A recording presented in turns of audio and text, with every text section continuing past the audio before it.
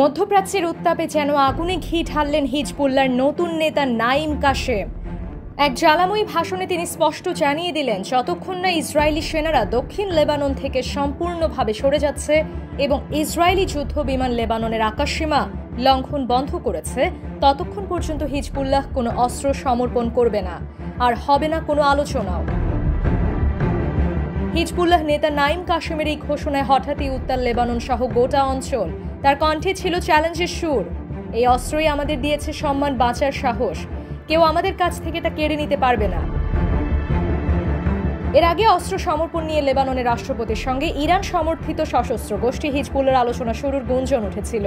তবে এই আলোচনা শুরুর শর্ত দিয়েছিল সশস্ত্র এই গোষ্ঠীটি যদি ইসরায়েল তার সৈন্যদের দক্ষিণ লেবানন থেকে সম্পূর্ণভাবে প্রত্যাহার করে এবং আক্রমণ বন্ধ করে, তবে হতো আলোচনা। তবে এবার সে আলোচনা অস্ত্র সমর্পণের গুঞ্জন উড়িয়ে দিয়ে হুঁশিয়ারি দিল হিজবুল্লাহ।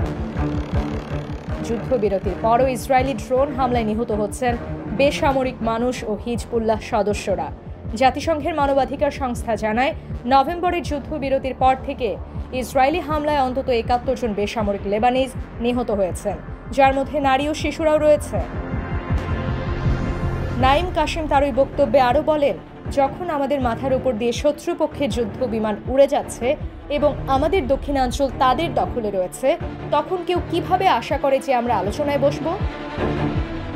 এমন পরিস্থিতিতে আলোচনায় বসতে বাধ্য করা হিজবুল্লাহর আত্মসমর্পণের সমতুল্য। এর অর্থ আলোচনা নয়, বরং আত্মসমর্পণই।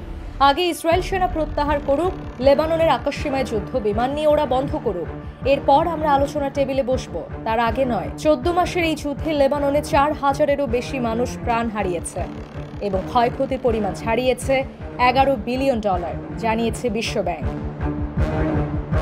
বিশ্লেষকরা বলছেন, এই বক্তব্য শুধু নতুন করে প্রতিরোধের বার্তা নয়, বরং এটি একরকম যুদ্ধপূর্ব সতর্কতাও। পাল্টা জবাবের জন্য প্রস্তুত তারা।